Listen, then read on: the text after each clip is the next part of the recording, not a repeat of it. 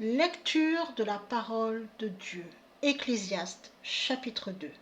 Je me suis dit, et maintenant, je m'éprouverai par le plaisir et la jouissance de bonnes choses, mais cela aussi a été vain.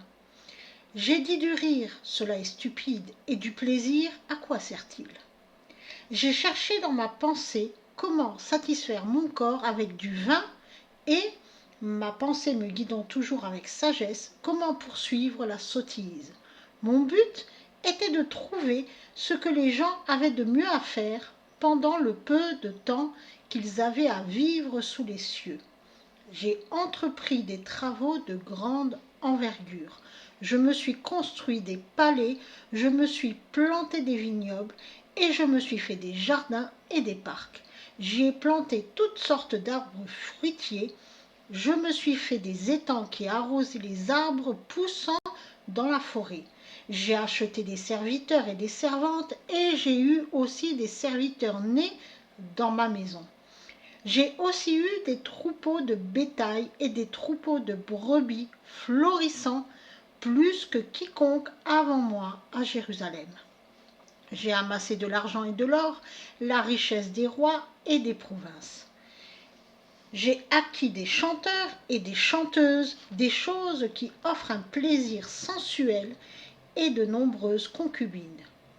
Et je suis devenu grand, surpassant tous ceux qui m'avaient précédé à Jérusalem. Ma sagesse demeura aussi avec moi. Je n'ai refusé à mes yeux rien de ce qu'ils voulaient.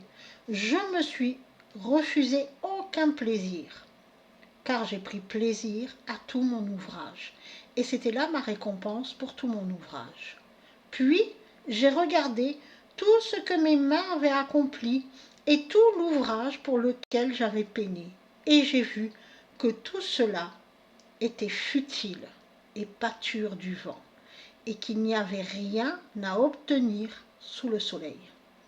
Alors j'ai décidé d'examiner plus attentivement la sagesse, la stupidité et la sottise. Car que peut faire l'homme qui succède au roi, si ce n'est ce qui a déjà été fait? J'ai vu que la sagesse était plus utile que la sottise, tout comme la lumière est plus utile que les ténèbres.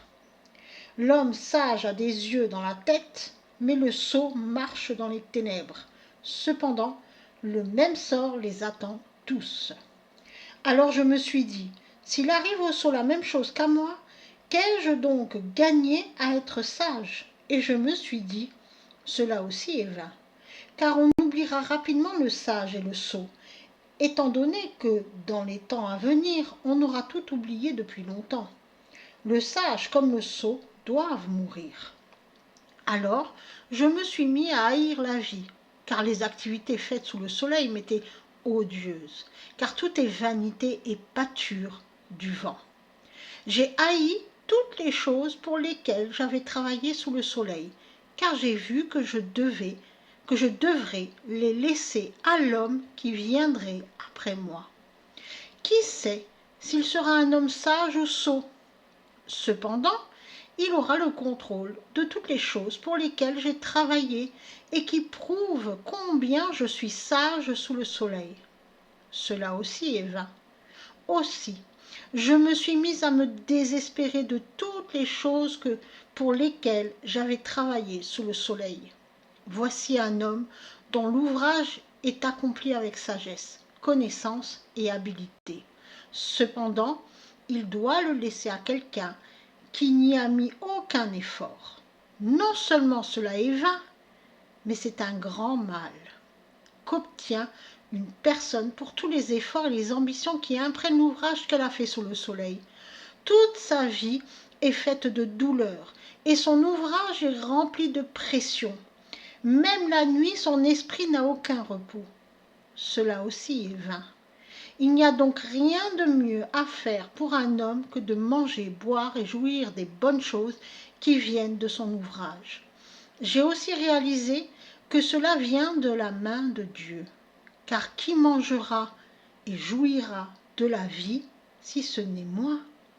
Car à l'homme qui est bon aux yeux de Dieu, il donne la sagesse, la connaissance et la joie. Mais aux pécheurs, il donne la tâche de récolter et d'accumuler des choses qu'il laisse à celui qui est bon aux yeux de Dieu. Cela aussi est vanité et pâture du vent.